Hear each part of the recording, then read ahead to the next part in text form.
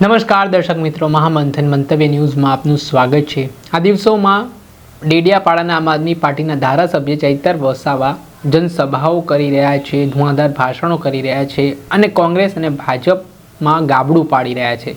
આ બંને પાર્ટી માટે મોટો પડકાર આમ આદમી પાર્ટી બનતી હોય તેવું દેખાઈ રહ્યું છે, કેમ કે સુરતના માંગરોળ ખાતે 500થી વધારે કોંગ્રેસ અને ભાજપના જે નેતાઓ હતા, કાર્યકરો હતા, તેમને આમ આદમી પાર્ટીમાં ધારાસભ્ય ચૈતર વસાવાએ જોડ્યા છે। ત્યારબાદ તેમણે આદિવાસી સમાજ પર જે અત્યાચાર થઈ રહ્યા છે, જે પીડાઓ તેઓ ભોગવી રહ્યા છે તેને લઈને વાત કરી છે। તેમણે કહ્યું કે આજે એ આદિવાસી સમાજ જેને દેશની આઝાદીની લડાઈમાં મહત્ત્વનું યોગદાન આપ્યું તેને છિન્ન ભિન્ન કરવાના પ્રયત્નો સરકાર દ્વારા કરવામાં આવી રહ્યા છે। તેમની જમીનો છીનવવામાં આવી રહી છે, તેમને હેરાન પરેશાન કરવામાં આવતા હોય તેવા આરોપો છે તે ધારાસભ્ય ચૈતર વસાવા જાહેર મંચ પરથી લગાવતા જોવા મળી રહ્યા છે। એટલું જ નહીં, ગાંધીનગરમાં એસી ચેમ્બરમાં બેઠેલા અધિકારીઓ આજે સરકાર ચલાવી રહ્યા છે ત્યાં સુધીના આરોપો તેમણે કર્યા છે। તે કહી રહ્યા છે કે આદિવાસી સમાજ આજે શિક્ષકો, શાળાઓ, ડૉક્ટરોને રોજગારી માટે રોડ પર ઉતરી રહ્યો છે। જીએમડીસીના નામે આદિવાસીઓની જમીન છીનવાઈ રહી છે, ગામડાઓ ખાલી થઈ રહ્યા છે, આદિવાસી સમાજના લોકોનું 12 કલાક કામ કરાવીને તેમનું શોષણ કરવામાં આવી રહ્યું છે। જે મુદ્દે ચૈતર વસાવા આકરા બન્યા છે અને શું કહ્યું તેમણે તેમને સાંભળો। કઈ ઉપજતું નથી ભાઈ, કોઈ બોલવા તૈયાર નથી। આ તો પેલા ઢુકઢુકિયા વાળા રમકડાની જેમ છે, ચાવી ફેરવે એટલું જ બોલે છે। એમની સરકારમાં કોઈનું ચાલતું નથી। આ બાજુના વિધાનસભામાંથી એક મંત્રી હતા, બહુ અહીંયા પાવર કરતા હતા, સરકારમાં એનું કઈ ચાલતું નહોતું। હવે ઘરે બેહાડી દીધા છે। એટલે તમને કહેવા માંગુ છું, આ સરકારમાં જેટલા પણ ધારાસભ્ય છે, જેટલા પણ સાંસદો છે, જેટલા પણ એમના મંત્રી તંત્રી છે, આ કોઈ સરકાર નથી ચલાવતા, આ બધા સરઘસ ચલાવે છે, સરઘસ। એમના રિંગ માસ્ટરો તો દિલ્હીમાં બેઠા છે, ત્યાંથી રિંગ ફેરવે અને એના મંત્રી તંત્રીઓ બોલતા પોપટની જેમ ફરતા થઈ જાય છે। એ તમારો અવાજ નથી બનવાના, તમારા માટે નથી લડવાના, ત્યારે એ વાત કરવા માટે અમે આવ્યા છે। તમે જોયું હશે, ચૈતરભાઈ વસાવા આ વિસ્તાર અને આદિવાસી સમાજ, ગુજરાતની જનતા દરેક વર્ગ માટે લડે, યુવાનો માટે લડે, મહિલાઓ માટે લડે, ખેડૂતો માટે લડે, વિદ્યાર્થીઓ માટે લડે, આમ આદમી પાર્ટી શિક્ષણ માટે લડે, વીજળી માટે લડે, સ્થાનિકોને રોજગાર માટે લડે। ત્યારે આ ભૂપેન્દ્રભાઈ પટેલને, આ હર્ષભાઈ સંઘવીની પોલીસને ગમતું નથી। સાથીઓ, અમને પણ જેલમાં નાખી દેવામાં આવે છે। તમે જોયું હશે 2023માં મારા પરિવાર, મારા ધર્મપત્ની, મારી બહેનો, એમના જમાયો, અમને 9 જણને અમને જેલમાં નાખી દીધા અને 2023માં 90 દિવસ સુધી જેલમાં રાખવામાં આવ્યા। અમને ડરાવવામાં આવ્યા, દબાવવામાં આવ્યા, અમને હેરાન કરવામાં આવ્યા। હમણાં પણ તમે જોયું હશે, એક સામાન્ય બાબતમાં મામલતદાર ઉભા જામીન આપી દે, કોઈ મગજમારીની, કોઈ મારામારીની, છતાં ધારાસભ્ય તરીકે મને પકડી લીધો। પોલીસે ઘસડીને જીપમાં પૂરી દીધો, જીપમાં લઈ જઈને રાજપીપળા પૂર્યો। મારા ડોક્ટર સાહેબ, મારા દેવેન્દ્રભાઈ, મારા સ્નેહલભાઈ, બધા લોકો દોડી આવ્યા। એમણે કીધું ચૈતરભાઈના કપડા લઈને આવ્યા છે, ચૈતરભાઈનું જમવાનું લઈને આવ્યા છે, પણ પોલીસે કપડા પણ નહીં આપવા દીધા, રાતે જમવાનું પણ નહીં આપવા દીધું। બીજા દિવસે મને રજૂ કરવાનો હતો તો ડેડિયાપાડા કોર્ટમાં લાવવાની જગ્યાએ મને સેશન કોર્ટમાં રજૂ કર્યો। મારા વકીલો ગોપાલભાઈ ઇટાલિયા કોર્ટમાં આવ્યા, મારા વકીલને પણ અંદર નહીં આવવા દીધો અને પોલીસ દ્વારા મારા વકીલોને નહીં આવવા દીધા। તમે જોયું હશે, મને રાજપીપળા જેલમાં રાખવાની જગ્યાએ ડાયરેક્ટ સેન્ટ્રલ જેલ બરોડા રાખી દીધો। બરોડામાં જે સયાજીરાવ ગાયકવાડે બનાવેલી જેલ, અંગ્રેજો વખતે સજા પામેલા કેદીઓને ત્યાં રાખવામાં આવતા હતા। હમણાં પણ ત્યાં જે સજા પામેલા હોય, ફાંસીવાળા હોય, ગોધરાકાંડ વાળા હોય, આતંકવાદીઓ હોય, બળાત્કારી હોય, એવા લોકો સાથે મને રાખવામાં આવ્યો।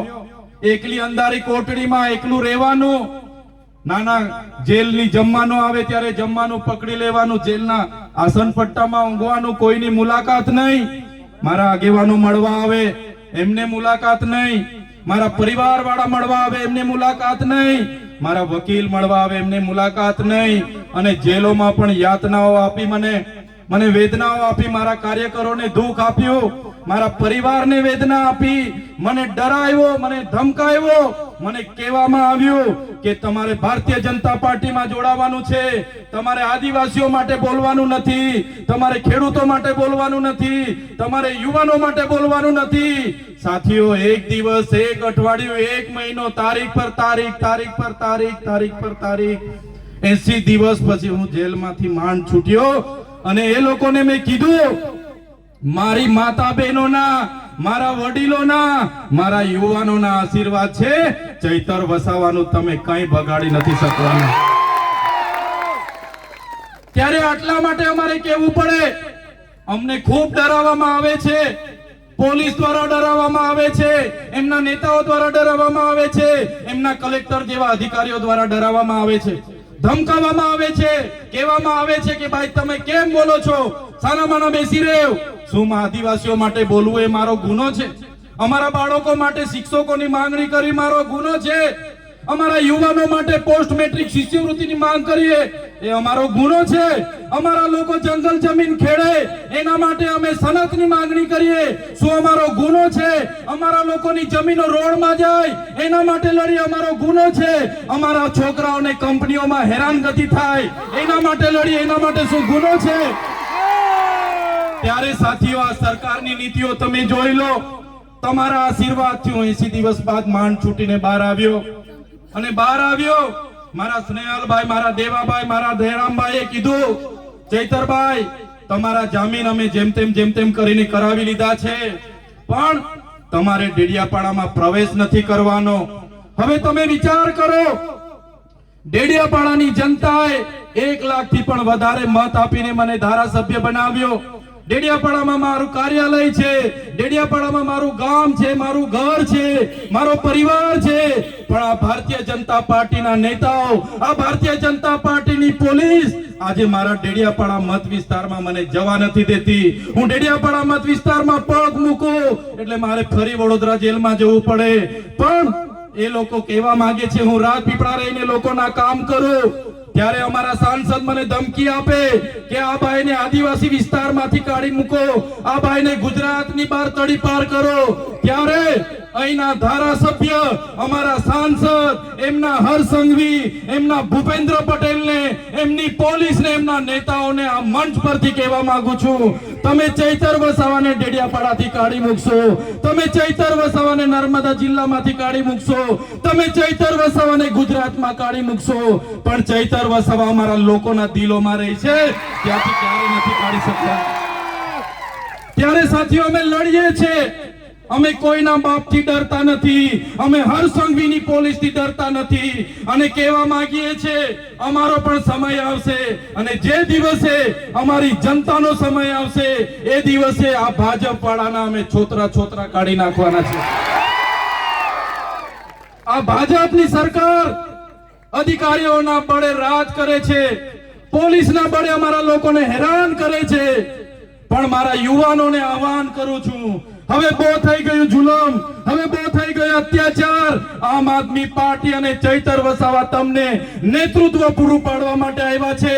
તૈયાર થઈ જાઓ. તાલુકા પંચાયત લડો, જિલ્લા પંચાયત લડો, આવનારી વિધાનસભા લડો, અને વિધાનસભામાં પહોંચીને બાબા સાહેબના સંવિધાનની વાત કરો અને આદિવાસીઓના અધિકારની વાત કરો.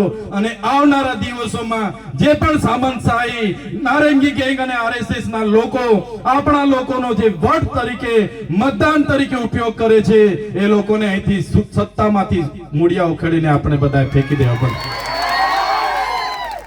સાથીઓ, બાબા સાહેબે કીધું છે, જે બાબા સાહેબે સંવિધાન બનાવ્યું એમને પણ પોતાની નીચી જાતિના લીધે ભણવા દેવામાં ના આવ્યા, એમને સ્કૂલની બહાર કાઢી મૂકવામાં આવતા. એ પોતાની માતાને પૂછતા, માં મને કેમ ભણવા દેવામાં નથી આવતા, શિક્ષણનો અધિકાર મારો પણ છે. ત્યારે એમના માતા કહેતા, બેટા આપણે નીચી જાતિમાં આવીએ છીએ, અને નીચી જાતિમાં આવીએ એટલે આપણે ભણવાનો અધિકાર નથી, શૂદ્રને બોલવાનો અધિકાર નથી. ત્યારે બાબા સાહેબે નિશ્ચય કર્યો, 32 જેટલી ડિગ્રીઓ દેશ અને વિદેશમાં ભણીને લાવ્યા, 4 PhD ની ડિગ્રીઓ લાવ્યા. અને બાબા સાહેબે ત્યારે જે નિશ્ચય કર્યો હતો, જે પુસ્તક જે મનુસ્મૃતિ અમારા લોકોને ભણવાનો અધિકાર નથી આપતી, એ મનુસ્મૃતિમાં અમારી મહિલાઓને અધિકારો નથી, આદિવાસીઓને અધિકારો નથી, દલિતોને અધિકારો નથી, એ મનુસ્મૃતિનું રાજ હું બદલી નાખીશ. અને એમણે બદલી નાખ્યું અને દેશમાં સંવિધાનનું રાજ બાબા સાહેબ લાવી દીધું. આજે દેશનું સંવિધાન આપણને બધાને સાર્વભૌમત્વની ભાવના સાથે આપે છે. લોકશાહી, પ્રજાસત્તાક, સમાજવાદ આપણું બંધારણ આ દેશને પૂરું પાડ્યું. સાથે સાથે બંધારણની જોગવાઈ એ ચાહે મુસ્લિમ હોય, હિન્દુ હોય, ઈસાઈ હોય કે ખ્રિસ્તી હોય, બધા લોકો માટે સમાન અધિકારો, ન્યાય, સ્વતંત્રતા, બંધુતા, વ્યક્તિત્વનું ગૌરવ, રાષ્ટ્રની ભાવના, રાષ્ટ્રની અખંડતા આપણું બંધારણ આપ્યું. ત્યારે મારા સાથીઓને વિનંતી કરું છું કે આવનારા દિવસોમાં જે પણ ચૂંટણીઓ આવવાની છે, સંવિધાનિક રીતે તમારા અધિકારો છે, બાબા સાહેબ અને જયપાલસિંહ મુંડાએ આપેલા આપણા અધિકારો છે. ત્યારે આ અધિકારોને સાચવવા માટે માત્ર સમાજના આગેવાન તરીકે નહીં પણ રાજકીય આગેવાન પણ તમારે બનવું પડશે. બંધારણની આપણી અનુસૂચિ 5 ના રક્ષણ માટે, પૈસા એક્ટના રક્ષણ માટે, 73AA ના રક્ષણ માટે, એટ્રોસિટી એક્ટના રક્ષણ માટે, આપણી જમીનો બચાવવા માટે, આપણી જળ, જંગલ અને ખનીજો પરના અધિકારો બચાવવા માટે આવનારા દિવસોમાં તમારે બધાએ રાજનીતિમાં આવવું પડશે અને આ લોકોને સત્તાથી આપણે ઉખેડીને ફેંકી દેવું પડશે. આજના ગુજરાત જોડો જનસભામાં મંચસ્થ ઉપસ્થિત દક્ષિણ ઝોનના ઇન્ચાર્જ એવા રામભાઈ દડો, સુરત જિલ્લા આમ આદમી પાર્ટીના પ્રમુખ એવા કેતનભાઈ પટેલ, માંગરોળ વિધાનસભાના પ્રભારી એવા સ્નેહલભાઈ વસાવા, સાથે ઉમરપાડા તાલુકાના પ્રમુખ એવા રણજીતભાઈ, માંગરોળ તાલુકા પ્રમુખ એવા શિરીષભાઈ, સાથે આમ આદમી પાર્ટીના ડેડિયાપાડાના નર્મદા જિલ્લાના ઉપપ્રમુખ એવા દેવેન્દ્રભાઈ, જનરલ સેક્રેટરી એવા દયારામભાઈ, માંડવીથી અહીંયા ઉપસ્થિત થયેલા બેન શ્રી સાયનાબેન, રુસ્તમભાઈ, વ્યારાથી પધારેલા જીમીભાઈ, અખિલભાઈ અને મંચસ્થ તમામ મહાનુભાવો, સાથે આજુબાજુના ગામોમાંથી મોટી સંખ્યામાં પધારેલા મારા પિતા તુલ્ય વડીલો, મારા માતા તુલ્ય મારી માતાઓ, મારી બહેનો અને મારા યુવાન મિત્રો, બધાને ચૈતર વસાવાના જોહાર કરું છું. સૌને મારા નમન કરું છું. સાથીઓ, તમે જોતા હશો કે 30 વર્ષ સુધી ભારતીય જનતા પાર્ટીને આપણે તક આપી અને આજે ભારતીય જનતા પાર્ટીના નેતાઓ જ્યારે આદિવાસી માટે બોલવાનું થાય, એસસી માટે બોલવાનું આવે, ઓબીસી માટે કઈ અવાજ ઉઠાવવાની વાત હોય કે માઇનોરિટી માટે કઈ વાત મૂકવાની હોય તો કોઈ પણ નેતા આજે બહાર આવવા માટે તૈયાર નથી, બોલવા માટે તૈયાર નથી. આ નેતાઓને એમની ટિકિટની પડેલી છે. ત્યારે આજે ઉપસ્થિત મારા તમામ વર્ગના વડીલો અને માતા બહેનોને કહેવા માંગુ છું, હવે કોઈના સંબંધ, હવે કોઈની શરમ રાખવાની નથી. આવનારી ચૂંટણીમાં તમારે બધાએ ઝંપલાવવાનું છે અને એ લોકોને સત્તામાંથી તમારે બધાએ દૂર કરી દેવાનું છે. તમે જ રાજકારણથી દૂર ભાગતા રહેશો, તમે જાહેર જીવનમાં આવવાથી શરમાશો. તમને થશે કે હું તો ગરીબ છું, આદિવાસી છું, મારી પાસે પૈસા નથી, ભાજપના નેતાઓ બહુ માલદાર છે, મેં કઈ રીતના લડું, મેં એમની સામે પહોંચી ના વળું. તો આ તમારી સામે ચૈતર વસાવા છે, એમને જોઈ લો. ચૈતર વસાવા તમારા જેવા જ એક સામાન્ય પરિવારમાંથી આવે છે. મારા પરિવારમાં કોઈ રાજનીતિમાં નહોતું. હું ઉમરપાડા તાલુકામાં ગ્રામ સેવક અને વિસ્તરણ અધિકારી તરીકે નોકરી કરતો હતો અને ત્યારે મેં જોયું કે ભાજપના નેતાઓ તો બધા ભણેલા ગણેલા કઈ છે નથી, એમના કરતા તો હું સારું ભણેલું છું અને આ નેતાઓના આદેશો અમારે માનવાના, નેતાઓના કહેવું કામ અમારે કરવાનું. અને પછી મેં રાજીનામું મૂકી દીધું અને રાજનીતિમાં આવી ગયો. આજે ડેડિયાપાડા અને સાગબારા જનતાને તમે તાળીઓથી વધાવી દો કે મને ધારાસભ્ય બનાવી દીધો છે. એટલા માટે ડેડિયાપાડા અને સાગબારાની જનતાને યાદ કરવી પડે કે ભારતીય જનતા પાર્ટીના વચનોમાં આવ્યા વગર, ભારતીય જનતા પાર્ટીના લોભ લાલચમાં આવ્યા વગર, કોઈના પૈસામાં આવ્યા વગર, કોઈના દારૂ અને ચવાણામાં આવ્યા વગર અમારી ડેડિયાપાડા અને સાગબારાની જનતા અમારા જેવા યુવા નેતાઓને ધારાસભ્યમાં ચૂંટીને ગાંધીનગર મોકલ્યા છે. એટલા માટે ડેડિયાપાડા અને સાગબારાની જનતાને અભિનંદન આપવા પડે કે ડેડિયાપાડા અને સાગબારામાં તલાટીઓ નહોતા મળતા. ડેડિયાપાડા અને સાગબારામાં જ્યારે ટીડીઓ ના મળે, ગ્રામ સેવક ના મળે, અને જ્યારે ડેડિયાપાડાની જનતાએ અમારો સહકાર લીધો, અમને સમર્થન આપ્યું, ત્યારે નરેન્દ્રભાઈ મોદીને ડેડિયાપાડામાં આવવું પડ્યું. અને ડેડિયાપાડામાં નરેન્દ્ર મોદીના ભીડ ભેગી કરવા માટે, નરેન્દ્રભાઈ મોદીની ભીડ ભેગી કરવા માટે એમના મુખ્યમંત્રી, એમના નાયબ મુખ્યમંત્રી, એમના મંત્રીઓ, એમના તંત્રીઓ, સંત્રીઓ, જંત્રીઓ, ધારાસભ્ય, સાંસદો ગલીએ ગલીએ ફરતા થઈ ગયા. ગલીએ ગલીએ ફરતા થઈ ગયા. પછી પણ ડેડિયાપાડા અને સાગબારાની જનતાએ નેત્રંગમાં આવીને પોતાનો પરચો આપી દીધો કે અમે ઓરિજિનલ આદિવાસીઓ છે. એટલા માટે સાગબારા અને ડેડિયાપાડાની જનતાને દર જગ્યાએ હું યાદ કરું છું. ક્રાંતિની શરૂઆત આ વિસ્તારમાં ડેડિયાપાડા અને સાગબારાના વિસ્તારથી થઈ છે. સાથીઓ, તમે પણ સાથે જોડાયેલા છો. હવે અહીંના નેતાઓની શરમ છોડી દો, એમના સંબંધ છોડી દો, અને તમે આવનારા દિવસોમાં રાજનીતિમાં આવી જાઓ. તાલુકા, જિલ્લા અને આવનારી વિધાનસભા આપણે જીતવાની છે. તમે રાજનીતિથી દૂર નહીં ભાગશો. તમારા જેવા સારા લોકો રાજનીતિથી દૂર ભાગે છે. ભાજપની શરમ નડે છે, કોંગ્રેસના સંબંધ નડે છે, એના લીધે આપણા પર ખરાબ અને ખોટા લોકો શાસન કરે છે અને આપણું શોષણ થાય છે, આપણી જમીનો છીનવાય છે, આપણા ગામ વિસ્થાપિત થાય છે, આપણું ઝાડ, જંગલ અને જમીન પરના અધિકારો છીનવાય છે. મારા સાથીઓ, તમે જોયું હશે આજે વિધાનસભામાં આદિવાસી સમાજના 27 ધારાસભ્ય છે. અમે 1-2 ધારાસભ્ય સિવાય કોઈ આદિવાસી સમાજ માટે બોલવા તૈયાર નથી. અમે ઉકાઈના વિસ્થાપિતો માટે બોલીએ, અમે નર્મદાના વિસ્થાપિતો માટે બોલીએ, અમે કરજણના વિસ્થાપિતો માટે બોલીએ, અમે આદિવાસી વિસ્તારના શિક્ષણ માટે બોલીએ, આદિવાસી વિસ્તારના શાળાઓ માટે બોલીએ, આરોગ્ય માટે બોલીએ. અને આપણા જ નેતાઓ સરકારની વાહવાહી કરે ત્યારે આપણા યુવાનોને આહવાન કરું છું, જે નેતાઓ આપણા મત બેંક તરીકે સમાજનો ઉપયોગ કરે છે એવા નેતાઓને હવે તમારે ઓળખી લઈને જાકારો આપવાનો સમય હવે આવી ગયો છે. તમે જોયું હશે, આપણા લોકોને ગામમાં રોજગારી પૂરી પડે, દરેક વ્યક્તિને 100 દિવસની મનરેગામાં રોજગારી મળે, એના માટે કરોડો રૂપિયા બજેટ બને છે. પણ કરોડો રૂપિયા જાય છે ક્યાં?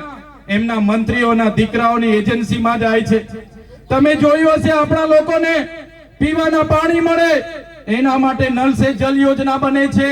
નલ સે જલ યોજનાના કરોડો રૂપિયા વપરાઈ જાય છે, પણ હજુ નળમાંથી પાણી નથી આવતું. પૈસા જાય છે ક્યાં? એમના ધારાસભ્ય, એમના સાંસદના ખિસ્સામાં જાય છે. નળો તો બધા ઘરે બેસી ગયા છે, પાઇપલાઈનો બધી આવી ગઈ છે, પણ નળમાંથી હજુ પાણી આવ્યું.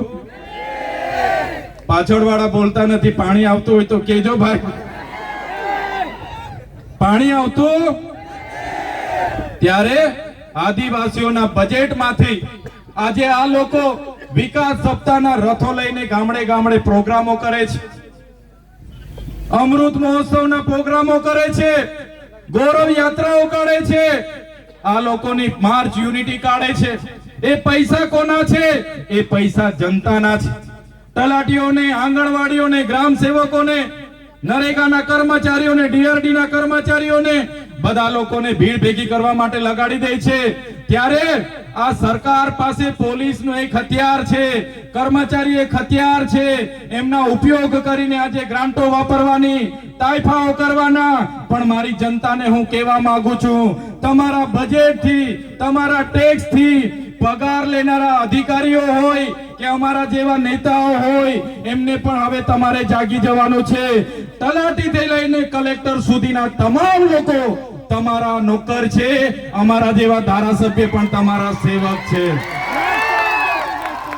અમને પણ પગાર તમારા ટેક્સ માંથી મળે છે. કોન્સ્ટેબલ થી લઈને એસપી સુધી, ડીઆઈજી થી લઈને આઈજી સુધી, તલાટી થી લઈને કલેક્ટર સુધી જેટલા પણ અધિકારીઓ છે એમનો પગાર તમારા ટેક્સ માંથી આવે છે. એમનો પગાર તમે ચૂકવો છો, અમારો પગાર પણ તમે ચૂકવો છો. જેટલા પણ અધિકારીઓ છે એ તમામ અધિકારીઓ તમારા સાહેબ નથી, એ તમારા નોકર છે, નોકર છે. અમને પણ તમારા ટેક્સ માંથી પગાર મળે છે. મહિનો થાય ને અમારામાં પગાર જમા થાય છે, એ પૈસા પણ તમારા છે. અમે પણ તમારા સાહેબ નથી, અમે પણ તમારા સેવક છે.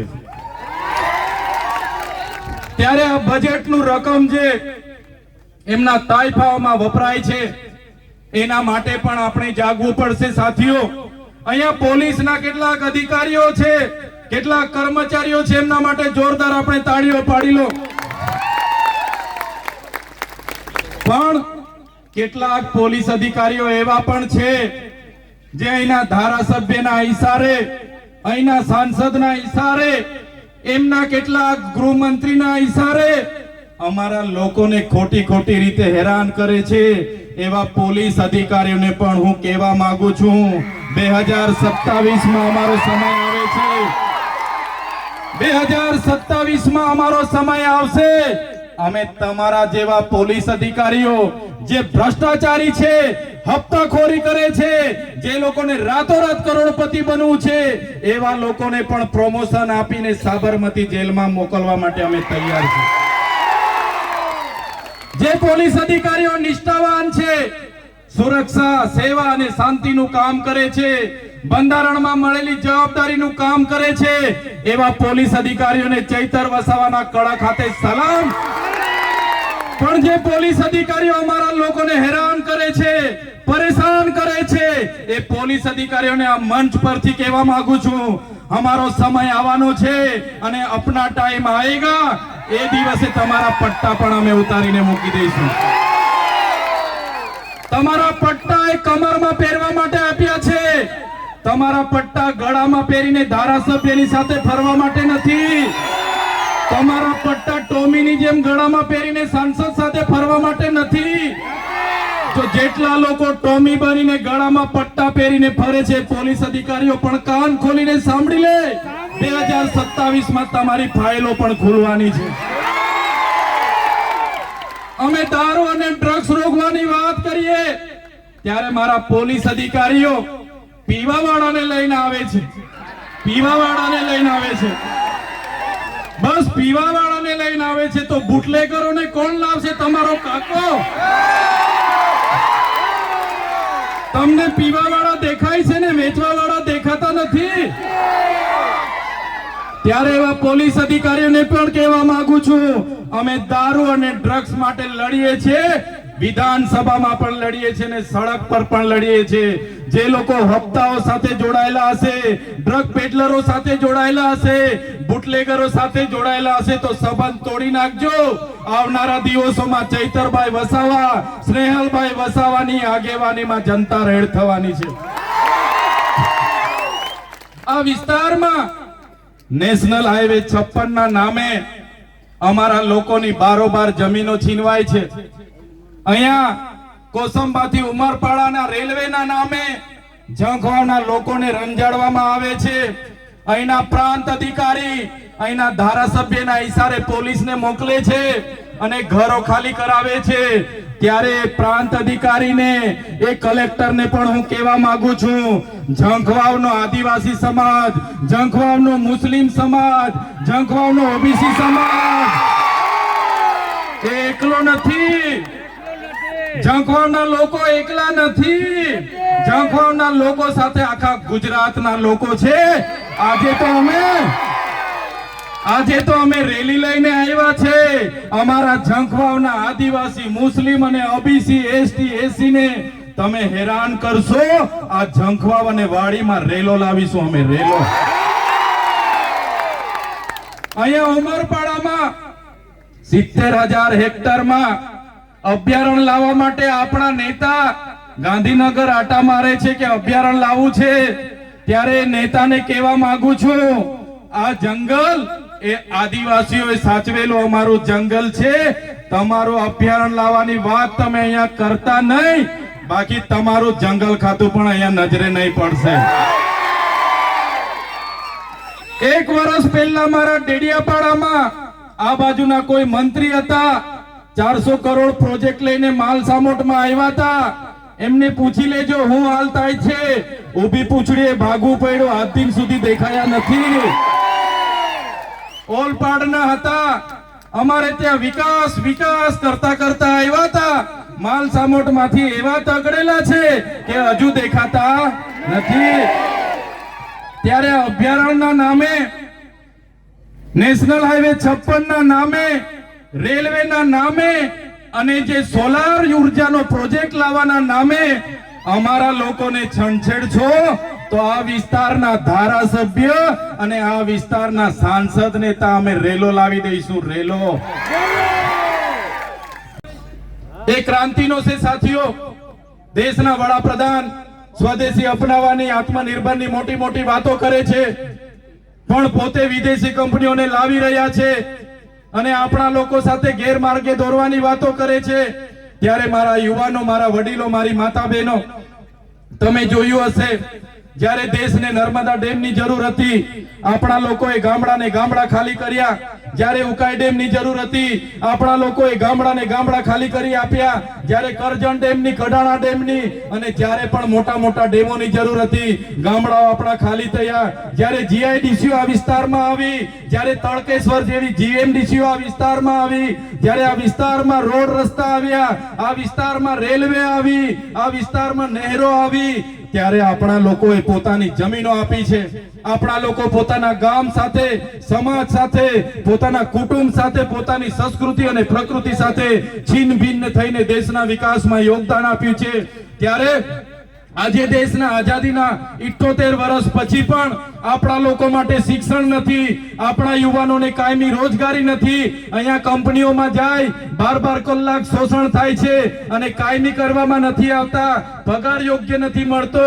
ત્યારે મારા યુવાનો, મારા સાથીઓ, બધાને હું કહેવા માંગુ છું, હવે આવેદન નિવેદન બહુ થઈ ગયું, હવે ધરણા પ્રદર્શન બહુ થઈ ગયા, હવે જિંદાબાદ મુર્દાબાદ બહુ થઈ ગયું. હવે જો આપણા લોકોની જમીનો છીનવાશે, હવે જો આપણા યુવાનોને રોજગાર નહીં મળશે, આપણા બાળકોને શિક્ષણ નહીં મળશે, આપણા ખેડૂતોને નર્મદાનું પાણી નહીં મળશે, ઉકાઈનું પાણી નહીં મળશે, તો અમે આહવાન કરીશું અને આપણે બધા ગાંધીનગરનો રસ્તો પકડી લઈશું. કરવું પડશે. ક્યાં સુધી આપણે અન્યાય વેઠતા રહીશું, ક્યાં સુધી આપણી મા બેટીઓ પર અત્યાચાર વેઠતા રહીશું? ત્યારે આપણા અધિકારો, સંવિધાનિક અધિકારો, બંધારણીય અધિકારો, આપણા સામાજિક અધિકારો બચાવવા માટે તમામ લોકોએ જાગવું પડશે. આજે દેશમાં 8% આદિવાસીઓ છે, આજે દેશમાં 15% દલિત સમાજ છે, આજે 60% ઓબીસી છે અને માઇનોરિટી એટલી છે 90% આપણે થઈએ છે.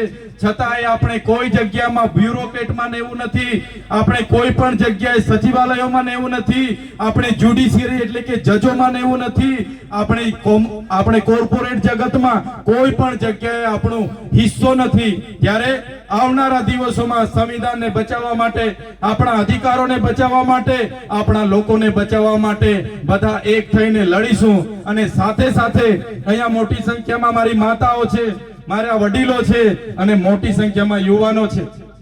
યુવાનોને પણ આજના મંચ પરથી કહેવા માંગુ છું, તમે બધા મને માનતા હોય, મારું કહેલું જીવનમાં ઉતારવા માંગતા હોય, તો તમને મારે વિનંતી છે, તમે ભણો. તમારો ભણવાનો સમય છે, તમારું કેરિયર બનાવો. પરિવારની તમારા પર બહુ મોટી અપેક્ષાઓ છે. ભણો, ગણો, આગળ વધો. જે પ્રકારે બાબા સાહેબે કીધું કે શિક્ષા એક એવી શેરણીનું દૂધ છે કે જે પણ પીશે તે દહાડશે. અને બાબા સાહેબના સિદ્ધાંતો પર તમે બધા ભણો, તમારું કેરિયર બનાવો, એ વિનંતી કરું છું. મારા યુવાનોને કહેવા માંગુ છું, તમારા ભણવાનો સમય છે, ભણો. અને ખાસ તમે વ્યસન અને ફેશન થી દૂર રહેજો, એ જ મારી સૌને વિનંતી સાથે બધાને છેલ્લી વખત એકવાર મારું સૂત્ર બોલાવીશ અને મારા યુવાનોને કહેવા માંગુ છું, વ્યસનો અને ફેશનોથી થોડા દૂર રહેજો, તમારું કેરિયર બનાવજો, જ્યાં પણ જરૂર હશે અમે બેઠા છે, અને જે લોકો બેરોજગાર હશે ત્યારે આમ આદમી પાર્ટી નેતૃત્વ પૂરી પાડવા માટે પણ તૈયાર છે. ત્યારે વધારે સમય થઈ ગયો છે, ઘણા લોકો ઘણા 2-3 કલાકથી બેઠા છે, ત્યારે હું તમને પરિવર્તન બોલાવીશ. તમારે બધાએ પરિવર્તન કહેવાનું છે. બધાએ 2 હાથ જોડીને મારું છેલ્લું સૂત્ર છે, પરિવર્તન આપણે ગુજરાતમાં લાવવાનું છે, એટલે બધા જ લોકોએ પરિવર્તન બોલવાનું છે. ઝંખવા માંગે, ઝંખવા માંગે, માંગરોળ માંગે પરિવર્તન, માંગરોળ માંગે ઉમરપાડા માંગે પરિવર્તન, ઉમરપાડા માંગે પરિવર્તન, સુરત માંગે પરિવર્તન, સુરત માંગે પરિવર્તન, પરિવર્તન, પરિવર્તન, પરિવર્તન, પરિવર્તન. ધન્યવાદ. જય જવાહર, જય આદિવાસી, જય ભારત.